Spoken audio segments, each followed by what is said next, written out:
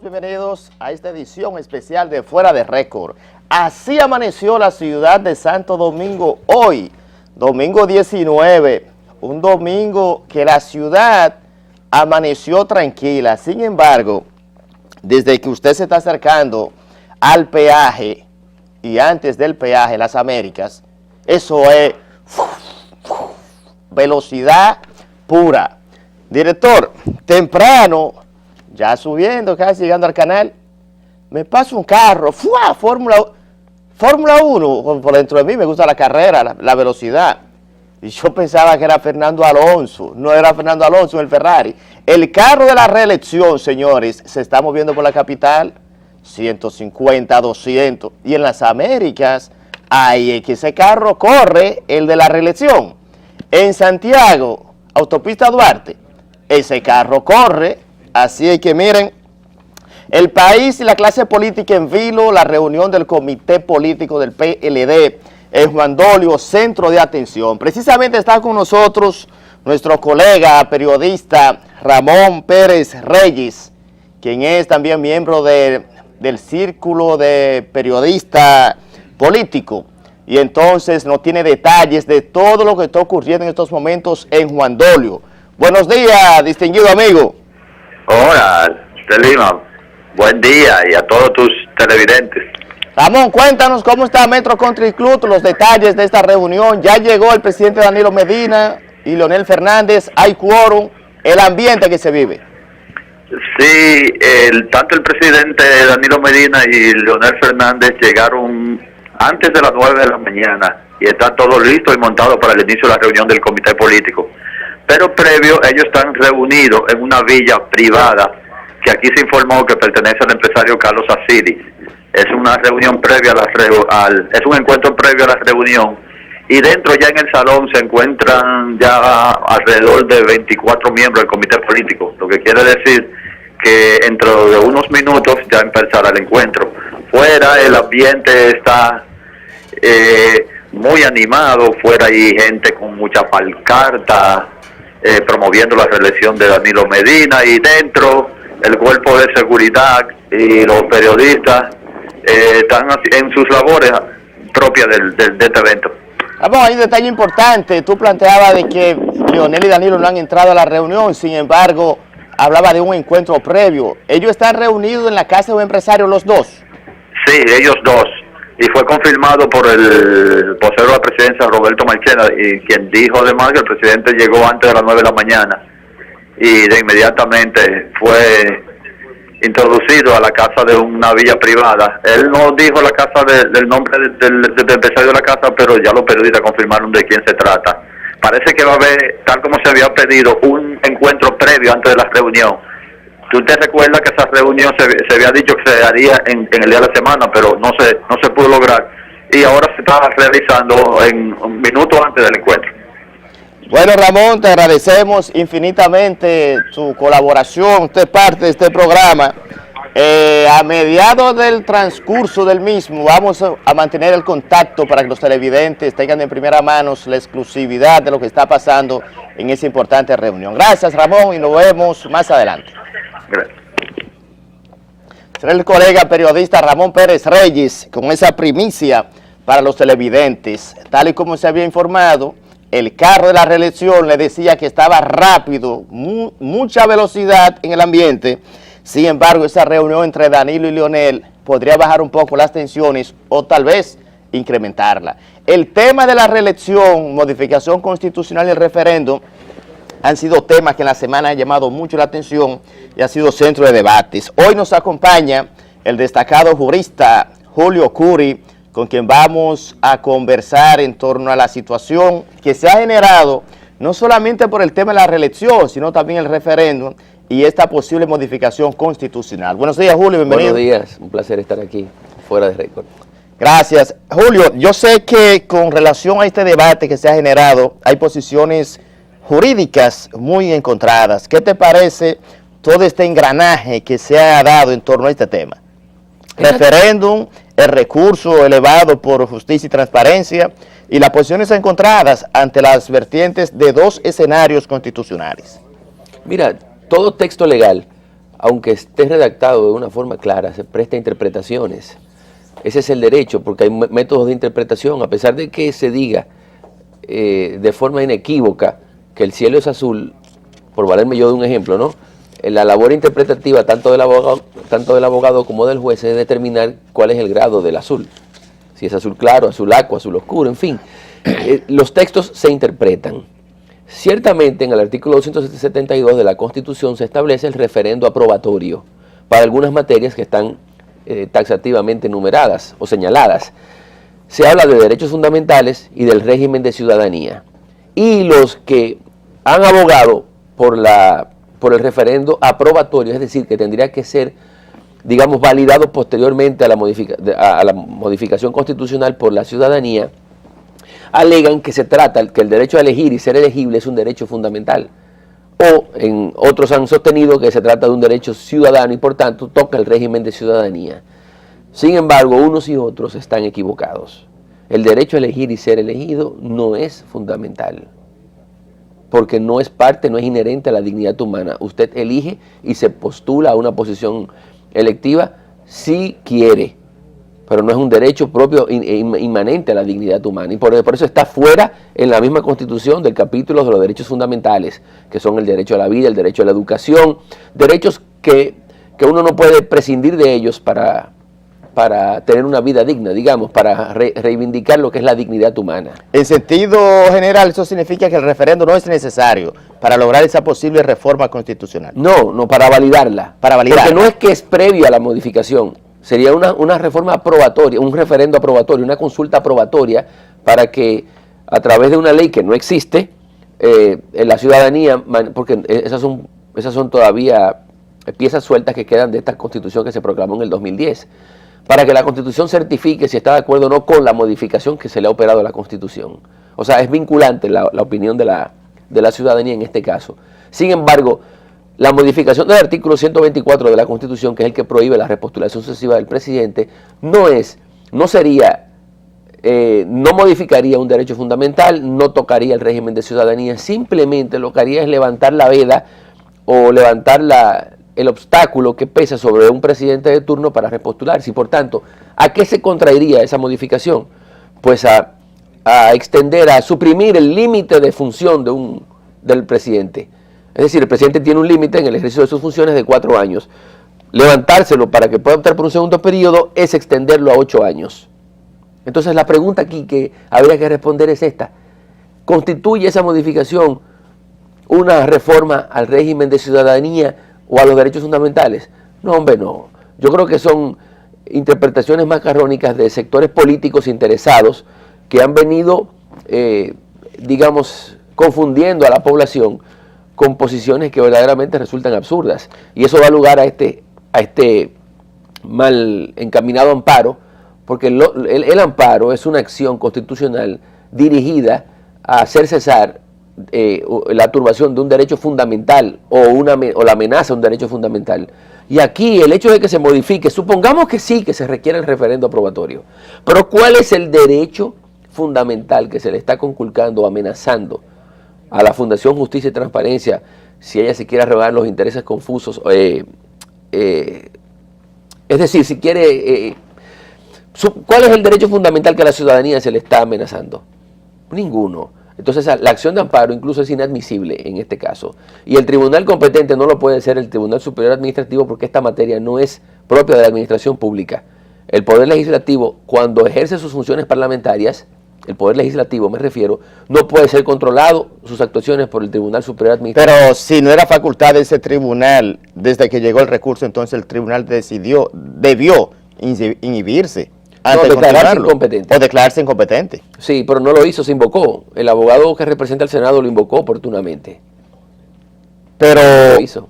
Al no ser vinculante, como usted plantea, que es vinculante, ¿qué entonces porque la recusación, luego de la parte que hizo los abogados del Congreso, del Senado de la República, vino el debate como tal. Recuérdate que todo se inició luego de que Reinaldo Pared Pérez dijera que el referéndum no es necesario. Entonces habló un expresidente del Senado y secretario general del partido oficialista. Cuando usted plantea de que, bueno, no es vinculante, sin embargo, no es tampoco competencia del Tribunal Superior Administrativo, lo deja entonces como en el limbo, porque entonces, ¿por qué vía debió canalizarse un posible recurso de amparo? Por el Tribunal Superior Electoral. Era el facultado. El Tribunal Superior Electoral, sí, es el que tiene más afinidad con la posible, porque, o sea, la competencia del tribunal depende de la afinidad del derecho alegadamente conculcado o amenazado, del derecho fundamental me refiero, y en este caso se trataría entonces del derecho a elegir y ser elegido, que no es fundamental. O sea, de todas maneras, este quebradero de cabezas ha sido deliberadamente inducido por sectores que quieren seguir confundiendo, como ya yo he dicho, a la población. No hay tal derecho fundamental aquí en juego, y por tanto la acción de amparo deviene inadmisible por ser notoriamente improcedente. De todas formas, en el hipotético caso, que no hay tal hipótesis a mi modo de ver, de que se pudiese considerar que el derecho a elegir es fundamental y por tanto estaría en juego el derecho a elegir de no sé quién, porque eso es una tesis, ¿no? Entonces sí tendría que ser competencia del Superior Electoral. El Tribunal Contencioso, el Tribunal Superior Administrativo, antes llamado Tribunal Contencioso Tributario Administrativo, tiene competencia para certificar la validez de los actos de la administración pública. Claro, el Poder Legislativo pudiera eventualmente ser controlado a través del Tribunal Superior Administrativo, pero siempre y cuando se trate de decisiones administrativas. En este caso, lo que se le estaría regulando es su derecho a legislar, y esa potestad, que es constitucional, no puede ser reglada ni limitada de ninguna forma por el Tribunal Superior Administrativo, no tiene facultad para ello. Con su anuencia, doctor, vamos a ver en medio de este debate qué piensan funcionarios del gobierno a propósito del tema. No es posible que todo un pueblo esté deseando la continuidad del presidente Danilo Medina en el gobierno y que sea el PLD, que evite que eso suceda. Hay que definir el tema de si vamos a hacer o no la reforma constitucional, si la vamos a auspiciar o no.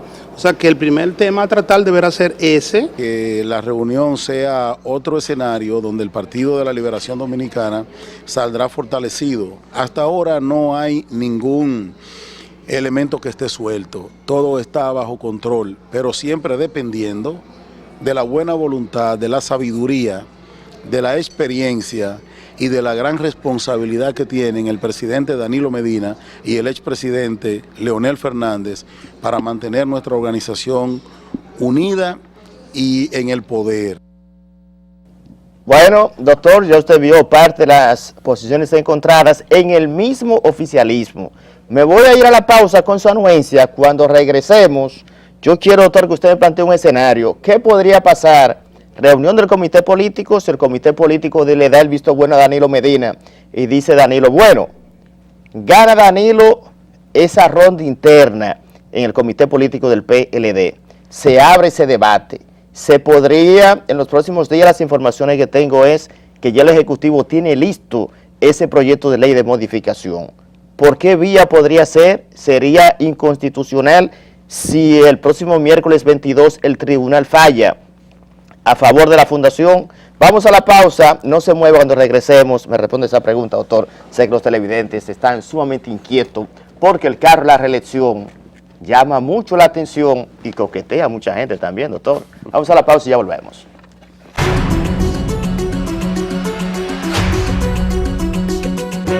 Continuamos con este plato fuerte este domingo en esta edición de Fuera de Récord. Antes de la pausa, doctor, dejamos la pregunta en el aire porque sé que los televidentes están pendientes a la misma.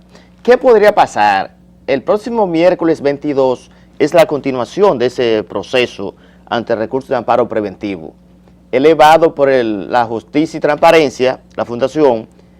Si la jueza coge ese pedido, la gente se queda como en el aire, el interrogante, bueno, sería no pasar la reelección en caso de que el comité político decida que sí. ¿Qué pasaría legalmente ante esta situación? un escenario de esa naturaleza? Recuerda que el amparo es preventivo. Lo que se pretende es evitar que se reforme la Constitución sin la celebración del referendo aprobatorio. ¿Qué puede disponer el tribunal para evitar que la reforma se lleve a cabo? Pues yo no tengo la más mínima idea, porque la misma Constitución dispone en su artículo 267 lo siguiente: la reforma de la Constitución solo podrá hacerse en la forma que indique ella misma y no podrá jamás ser suspendida ni anulada por ningún poder o autoridad, ni tampoco por aclamaciones populares. Repítame esa parte, las aclamaciones populares. ¿Qué significa esa parte? No, que no puede obtemperar, es decir, aceptar que por aclamación popular se frustre la reforma constitucional. Como tampoco ningún poder público ni autoridad judicial o administrativa alguna tampoco tiene esa facultad, ese poder de poder interrumpir la reforma constitución o evitar que se lleve a cabo. De manera que no importa lo que se decida, porque también se sabe que ha habido interés político en condicionar la decisión que intervenga para frustrar la intentona reformatoria de la Constitución. Sea como fuese, te repito, eso va a importar poco, porque también cuando el interés político está fijado, deliberado, no sucede nada. Fíjate que cuando se aprobó el código, las reformas del Código Penal, solamente la Cámara de Diputados hizo lo propio y no se envió al Senado como exigía la ley, y se aprobó como ley ordinaria, siendo una ley orgánica. No quiero yo con esto decir que estimulo a que las autoridades desconozcan la Constitución. Por el contrario, es que no puede tampoco el Tribunal Superior Administrativo ni el Superior Electoral evitar que se celebre la reforma, ¿no? Que la Asamblea Nacional se reúna para modificar la Constitución. Estamos ante dos escenarios. Hay una parte que plantea, doctor, hasta qué punto prohibir o quitarle facultad al pueblo dominicano que se siente contento, de acuerdo a las encuestas, con un modelo de gobierno. Desde el año 1966, cuando usted evalúa las últimas modificaciones constitucionales, el instaurado en el 66 se veía como un modelo paternalista que le daba mucho poder a un presidente de la República. El hiperpresidencialismo se vislumbraba en ese escenario. Después de las otras modificaciones, abre esa brecha de que el pueblo entonces pueda optar. Algunos plantean, bueno, frenar a un presidente de la República que se siente un pueblo a gusto con él podría ser no inconstitucional, pero en política, si usted no se traduce esa popularidad en votos, de nada le sirve. Y el otro escenario, partiendo del análisis jurídico, es lo que plantean algunos, incluyendo el famoso ensayo jurídico de Alexander Hamilton, el federalista, cuando le plantea que cohibir al pueblo de que le guste o quiera continuar con un gobierno sería, si se quiere, hasta ilegítimo, porque va en contra de la voluntad.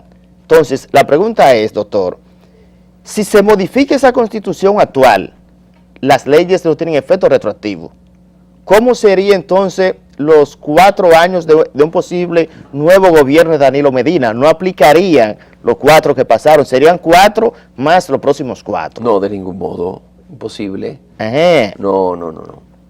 Las modificaciones constitucionales de toda ley, o sea, el efecto retroactivo significa que ninguna ley puede volver atrás para modificar una situación jurídica que se ha configurado al amparo de la ley ya modificada. Pero, claro, esta modificación lo que le habilitaría al presidente Danilo Medina es el derecho a repostularse en las elecciones del 2016. Pero no quiere decir que también tendría el mismo derecho en el 2020. Sería el modelo americano, 2 y nunca más. Sí, yo he estado de acuerdo con una reforma de ese tipo. Pero 2 y nunca más. Sí, 2 y nunca más, como lo hizo Hipólito Mejía en el 2002. Bueno, sería la modificación número 39 si se modifica la actual Constitución. Doctor, vamos a ver las posiciones encontradas. La sociedad civil también ha jugado un papel muy importante en torno a este debate. Vamos a ver, director, vamos a compartir esa parte con el doctor. Cuando vengamos de escuchar lo que piensa la sociedad civil, la misma clase política, porque la oposición, hasta en la forma, yo siento ha sido un poco como tímida a la hora de referirse a las posiciones encontradas del mismo referéndum y de algunos acápites y postulados de la misma Constitución. Vamos a ver, director. Lo preciso, en un país donde un equipo está haciendo el trabajo bien para el pueblo, que se quede para siempre gobernando. Con esto no quiero significar que me identifico en la República Dominicana con la reelección presidencial. Sobre la reelección, es cuestión de la Constitución. Tenemos que respetar la Constitución. ¿Usted cree que se puede hacer una modificación? Que el PLD... Bueno, Al estilo de Estados Unidos. si el pueblo lo decide a nivel general, no un comité político, porque un comité político no es ningún pueblo. Y se está confundiendo mucho un comité político con el pueblo. El desarrollo institucional de cualquier país es inversamente proporcional a la cantidad de veces que se modifica la Constitución. Nuestra Constitución apenas fue modificada en el 2010 y no puede ser modificada cada vez que llega un presidente para adaptarse a las necesidades o a los requerimientos de ese grupo político. Bueno, ahí vio, doctor, parte de las posiciones encontradas, incluyendo algunos colegas suyos, Negro Veras, y la parte del rector, el reverendo Ramón de la Cruz, rector de la Pontificia Universidad Católica Madre y Maestra. Esas posiciones, doctor, ¿hasta qué punto la sociedad civil, ese empuje y ese debate jurídico, vio las posiciones de compañeros suyos juristas también? Sí, oye, estoy más que de acuerdo con el interés de que la Constitución no sea únicamente modificada para permitir la repostulación presidencial. No puede ser, digamos, instrumento de las ambiciones o apetencias del presidente de turno. Yo sostengo que la Constitución, independientemente de que se proclamara esta, que tengo yo en las manos en el 26 de enero del 2010, precisa múltiples modificaciones.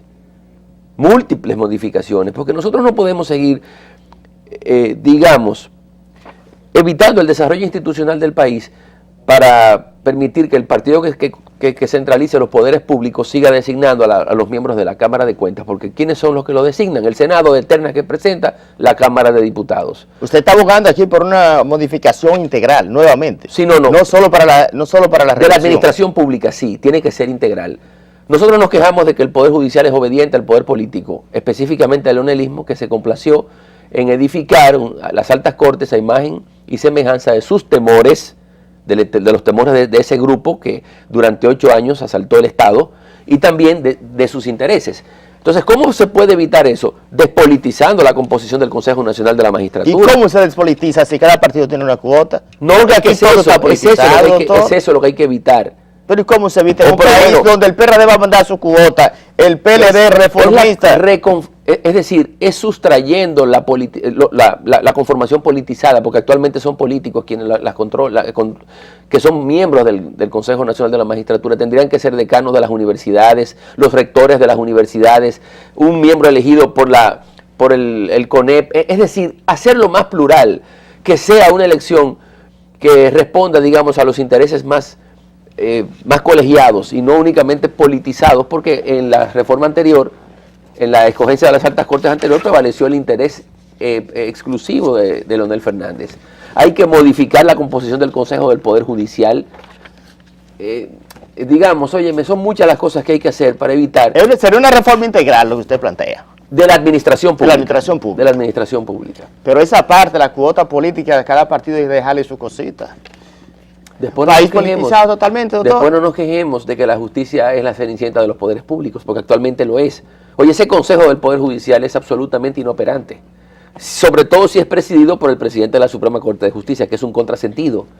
Ahí no sé, ese es el órgano disciplinario del Poder Judicial, ahí no sé, y en la Inspectoría del Poder Judicial tampoco hace nada. Entonces, este juez y el otro hace lo que le viene en gana, si no hay consecuencias. Por eso es que hay tanta venalidad, tanta irresponsabilidad, tantos fallos que contribuyen a abonar, digamos, la inseguridad jurídica.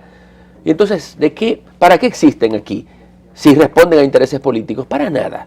De manera que no nos quejemos después. Hay que hacer una reforma de la integración de muchos de esos órganos constitucionales, porque vamos a seguir llorando, lamentándonos de que la Constitución no sea modificada para permitir el desarrollo institucional del país.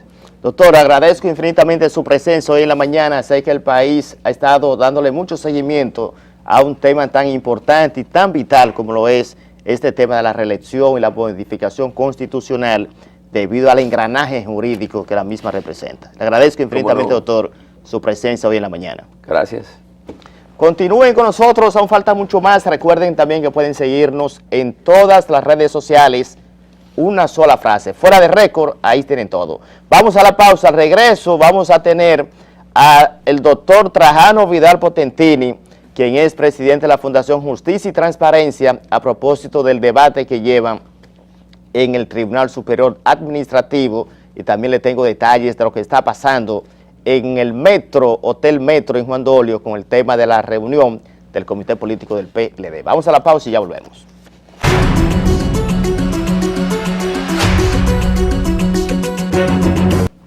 Bueno, señores, está con nosotros en este plato fuerte, esta continuación de este debate jurídico que se ha dado.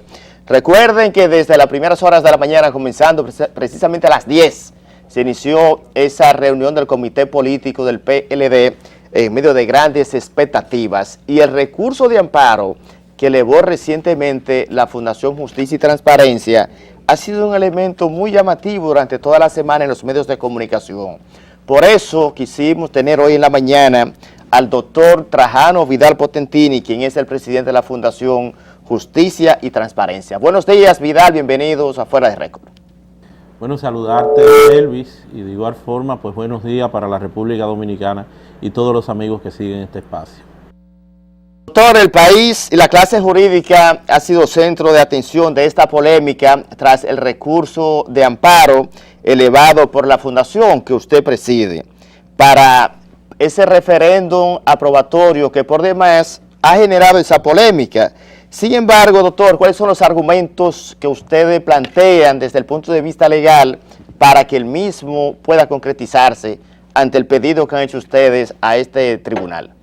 Lo primero que nosotros tenemos que destacar es que en modo alguno hemos planteado, que es como se ha llevado la confusión a la opinión pública, hemos planteado un amparo en contra del Congreso Nacional para que éste esté diezmado, para que éste no pueda ejercitar la facultad que le acuerdan las leyes y la Constitución. Lo primero que hay que decir es que eso no responde a la verdad. Nosotros reconocemos, reivindicamos en el Congreso Nacional la capacidad constitucional que tiene como primer poder del Estado, poder soberano, para precisamente reformar la Constitución las veces que estime conveniente, siempre a condición de que se llenen los requerimientos, los procedimientos constitucionales, eso que nosotros le llamamos debido proceso constitucional. Y entonces lo que hemos radicado un amparo que precisamente ha logrado centrar la atención rabiosamente del país en estos últimos días de cara a la reunión que se estaría celebrando hoy del Comité Político del Partido de la Liberación Dominicana, pero este amparo tiene ya 24 días al día de hoy de haber sido interpuesto. Eso fue el pasado 25 de marzo, que nosotros radicamos ese amparo preventivo, incluso en presencia de los medios de comunicación. Llevamos allí una rueda de prensa y allí depositamos el amparo con nuestras pretensiones. En modo alguno hemos entendido, hemos creído que tenemos o que poseemos la verdad absoluta sobre el particular, sobre los planteamientos, lo que hemos propiciado, lo que hemos buscado a partir de nuestro criterio, de nuestra creencia, como también así lo han certificado, lo han participado también otros juristas que entienden al igual que nosotros que para modificar la Constitución, restableciendo la reelección presidencial, se necesitaría de un referéndum aprobatorio. Eso es lo que nosotros hemos dicho. O una cantidad apreciable también de connotados juristas de la República Dominicana dicen que no es necesario, que ellos estiman, que ellos entienden que no es necesario el referéndum. Y entonces ante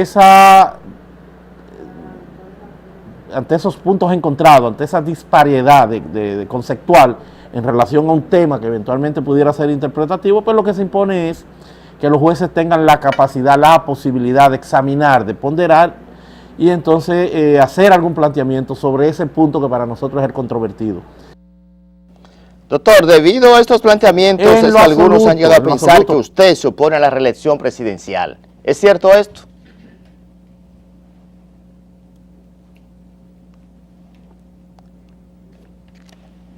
Doctor, le preguntaba, ¿es cierto esa parte de que la Fundación y usted, en medio de esta polémica, ha llamado mucha confusión? Sé que ustedes en sí se oponen a la reelección presidencial del presidente Danilo Medina.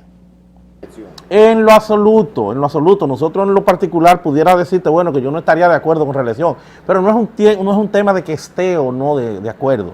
Eso poco importa, es que la Constitución pueden los diputados, pueden los senadores modificarla a la vez que entiendan. Yo, que era de las personas que suscribía el anterior sistema de 2 veces y nunca más, siempre hablaba que el problema no era tanto reelección, el problema no es la reelección presidencial. El problema en la República Dominicana es la falta de institucionalidad, es que hace falta un andamiaje jurídico, electoral, institucional, que permita que un candidato presidente pueda competir en igualdad de condiciones. Si eso existiera en la República Dominicana, pues tal vez estuviéramos nosotros encabezando el que se modifique la Constitución, ahora siempre bajo el esquema institucional. Por eso pudiéramos nosotros no estar de acuerdo, porque no hay en la República Dominicana una estructura jurídica que permita que haya una contienda electoral en igualdad de condiciones, los más chiquitos con los más grandes. O sea, no hay forma de tú garantizar que no se utilicen los recursos del Estado. No hay forma de tú garantizar o deslindar cuando tenemos un presidente candidato en campaña o cuando ese presidente candidato está desarrollando cotidianamente sus funciones de Estado a la hora de hacer una inauguración. Como todo esto pues, no encuentra cobijo jurídico, legal, el financiamiento, el acceso a los medios de comunicación en igualdad de condiciones, como no hay un tope del financiamiento, del tiempo de las campañas en la República Dominicana. Estamos en pañales. La clase política ha sido muy irresponsable. 14 años sin que se logre una ley de partidos políticos. Entonces de ahí que nosotros lo que estamos planteando en este tribunal, bajo la modalidad de un amparo preventivo, es que este tribunal emita, luego de una ponderación, de una evaluación, de los puntos de vista encontrados, ¿verdad? Los abogados, una cantidad significativa que hay mayoritariamente del otro lado, abogados connotados, como el caso de Olivo Rodríguez Huerta, que es el que está encabezando, que lleva el discurso como abogado del Senado de la República, y que entonces los criterios, los conceptos de nosotros, los argumentos, una vez debatidos, pues los jueces hagan su planteamiento, los jueces hagan su ponderación y decidan con una sentencia declarativa de que hay una serie de derechos fundamentales, de derechos de ciudadanía que tienen los dominicanos y dominicanas, de decidir en referéndum lo que la Constitución pone a su cargo. En esos términos se expresa el artículo 208 de nuestra Constitución, el artículo 22, numeral 2, el artículo 75, el numeral 2 también, bajo el esquema precisamente de garantías, derechos y deberes fundamentales. Es un deber fundamental, como también los derechos de ciudadanía, del 22, numeral 2, de elegir en referéndum los temas que la Constitución pone a su cargo. Nosotros decimos que estos son temas que son objeto de referéndum porque si se restablece la Constitución se estaría tocando directa y abiertamente el artículo 22. O sea, si modificamos el artículo 124, que su epígrafe es elección presidencial, que precisamente habla de elección y habla de uno de los cargos previstos en la Constitución, que es el cargo del presidente de la República, estamos hablando que estaríamos tocando uno de los derechos fundamentales, pero aún cuando no está listado en los derechos fundamentales, de todas formas un derecho de ciudadanía, que es al capítulo, es al título que en donde está previsto, el artículo 22, numeral 1, con los derechos a elegir y ser elegible en relación a los cargos que estén en la Constitución. O sea, eso es un derecho de ciudadanía que está listado en el artículo 272 de la Constitución Dominicana, que dice que los diputados y senadores, si hacen una modificación constitucional, erigidos en Asamblea Nacional Revisora, después que la hacen, esta debe ser entonces sometida, si han tocado algunos de los temas que están listados, como es garantías y deberes y derechos fundamentales, como es derecho de ciudadanía, de extranjería, de la nacionalidad, como sería también el ordenamiento territorial, la moneda, cualquiera de esos puntos que toque una reforma constitucional, en relación a esos puntos, eso debe ir a un referéndum aprobatorio, que es un derecho fundamental, es un derecho de ciudadanía, es un derecho político que tenemos los dominicanos, y eso es lo que nosotros hemos planteado en ese amparo, garantizar que 7.4 millones de dominicanos que componen el padrón electoral, a condición un mínimo de un 30% de ellos, esa cantidad de dominicanos, ¿verdad? 7.4, un 30% serían apenas unos 2 millones y algo, voten entonces, para que tenga validez el referéndum, con mayoría simple de mitad más uno, o mayoría absoluta, como se le llama, 50 más 1, de si sí o si no. Si dicen que sí, entonces se procede a que se proclame, a que se apruebe la reforma constitucional en los términos planteados. Eso es lo que nosotros hemos a modo general, es lo que nosotros hemos planteado.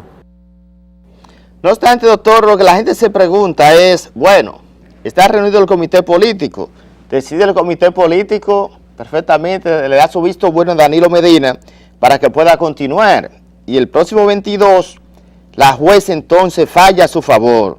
¿No se podría esto, hasta qué punto esto podría afectar la introducción de ese proyecto de reforma constitucional ante el planteamiento que ustedes plantean? Porque el tema nacionalidad, ciudadanía y todo lo que conllevaría el mismo, partiendo de los argumentos, repito, que usted alega, entonces, ¿hasta qué punto podría ser posible ese recurso? Y de mantenerse el mismo, ¿qué podría ocurrir? Es que siempre el Congreso tiene la facultad, tiene la calidad, tiene la capacidad, es que eso no hay posibilidad de que eso se ponga en juego.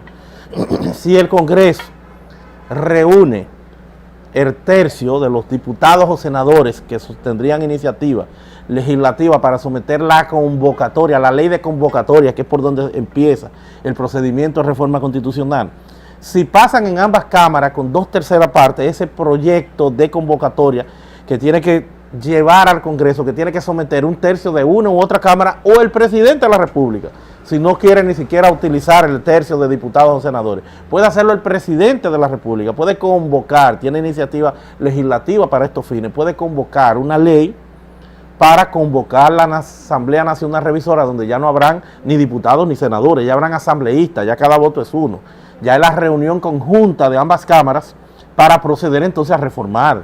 Ellos pueden hacerlo en todo momento, eso no está ni puede estar en juego. Es el primer poder del Estado, es el poder que encarna la representatividad en una democracia representativa como es lo de República Dominicana. Pero ya no solamente es una democracia representativa, ya no corresponde única y exclusivamente a los diputados y a senadores.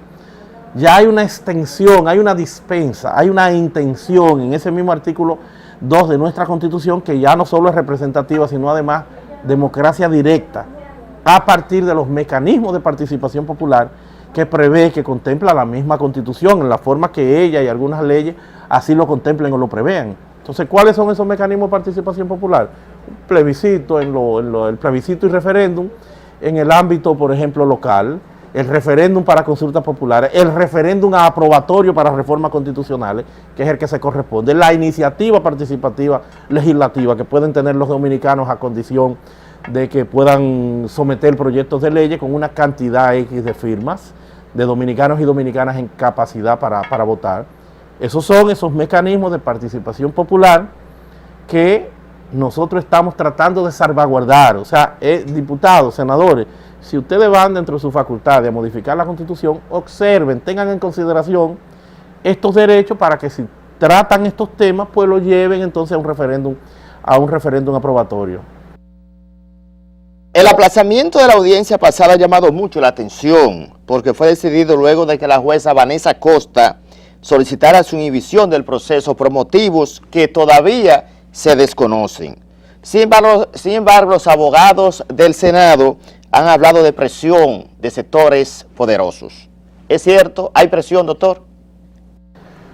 Mira, definitivamente que hay una gran presión sobre nosotros, sobre todo el que está envuelto, sobre todo el que está inmerso en el juicio. Una presión emanada fundamentalmente del gobierno y por qué no hasta de sectores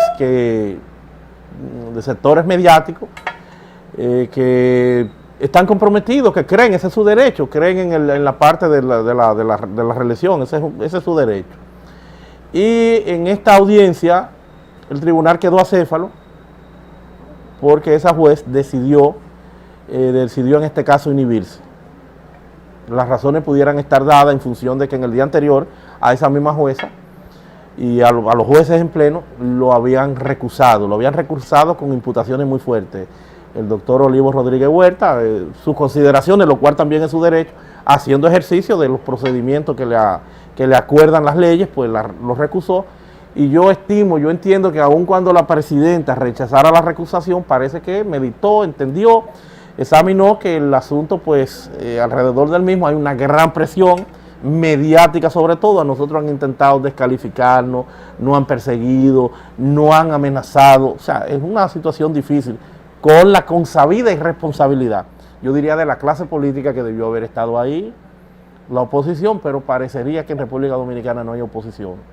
No hay oposición y parecería entonces una complicidad colectiva de los políticos alrededor del tema. O sea, que tendrá uno incluso hasta que reevaluar qué va a hacer o qué no va a hacer con el amparo, porque hemos visto hasta cómo una presión, una parafernalia comunicacional alrededor de todo esto, tratando de desacreditarnos, de desacreditar la fundación, cómo incluso estamos solo allá, porque no hay políticos. Ahora el gobierno que está organizado, pues ahí tenían una cantidad significativa de abogados y abogadas, y por qué no de entidades e instituciones también de sociedad civil que tienen todos sus derechos, que estaban también allí tributando y dándole apoyo al gobierno. Esa es la realidad. Nosotros no conocemos, sería hacer un ejercicio de especulación, ver cuáles son las motivaciones, pero se pudiera inferir que vienen dadas en función de la anterior recusación. Meditó, entendió y se apartó de esa parte. Debido a ese planteamiento, doctor, ¿no descarta usted y su fundación retirar de aquí al miércoles dicho recurso o se mantendrán firmes con su postura? Porque usted acaba de hacer una denuncia, si se quiere, hasta grave en un sentido, y en la otra siento como que tiró la toalla, que lo han dejado solo, que la clase política ha sido hasta cierto punto irresponsable. ¿Se mantendrán firmes o podrían retirar ese recurso? Bueno, nosotros yo no tengo la decisión. De todas formas, nosotros evidentemente, que dados los acontecimientos, vamos a sentarnos, la fundación, tenemos una reunión para el lunes en la tarde, y vamos a reevaluar, vamos a examinar los acontecimientos alrededor del recurso, porque se ha tratado de deslegitimar la participación nuestra, y no hemos encontrado ni el eco ni la defensa de ningún sector, salvo algunos que opinan igual que nosotros, que a eso parece que porque tienen nombres prestantes, no lo han satanizado ni han acabado con ello. Por ejemplo, Pina Acevedo, un abogado de larga data, pues tiene planteamientos similares al nuestro, el mismo rector de Pucamaima. Bueno, pero eso no tienen los inconvenientes que tenemos nosotros por ser pequeños.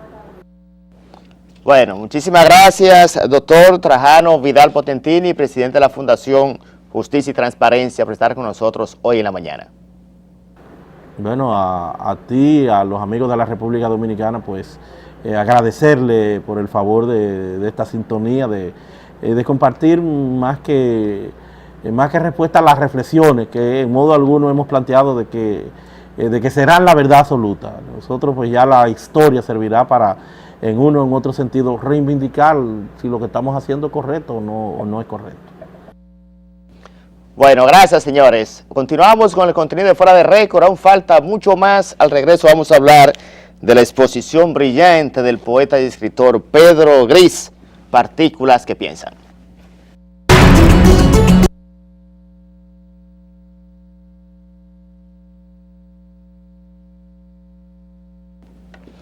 Mire, director, el pasado viernes fuimos testigos de un evento brillante de la plástica dominicana. El poeta y pintor Pedro Gris dio a conocer su más reciente exposición, Partículas que piensan, un acto precioso, brillante, muchas personalidades, estuvo encabezada por el presidente del Indotel, Gedeón Santos, los principales pintores del país y de la plástica dominicana. Vamos a ver, director, parte de lo que dijo el autor Pedro José Gris en esta exposición, Partículas que piensan. Pienso que toda la realidad puede ser reducida a su última existencia conocida, que son las partículas. el gran misterio de la partícula, el límite actual de la realidad para la ciencia. Pero son las partículas la pared final, el último elemento de la realidad de todas las cosas que conocemos y amamos, o podrían ser ellas también inagotables hacia sí misma, como tránsito hacia otras formas de universo distintos a lo que supuestamente conocemos. Paradójicamente, si las partículas son el final de la realidad, también son el comienzo. La verdad es que esta clase de especulación, además de lúdica, podría conducirnos a una trampa de la razón. Acostumbrada como está la razón a aplicar esquemas de abordajes que resultan inaplicables para la realidad cuántica. Lo cierto es que en mi obra pictórica, el azar y la gravedad, interactuando con la conciencia que soy yo, logran que las partículas se organicen como pensamiento. De ahí el concepto que son partículas que piensan. ¿Pero qué piensan mis partículas? Tal vez piensan la realidad, que al final es partícula, y acaso la reorganizan bajo el rigor de la lógica del sueño. El sueño que a su vez es la fábrica de simbologías y sentidos no figurables que operan en el subsuelo de la conciencia. El sueño, siempre activo, elucubrando técnicas para manifestarse, para hacernos saber su verdad, que es una verdad distinta. Pienso que de este mecanismo de conciencia no solo proviene mi pintura y mi poesía, sino toda manifestación artística.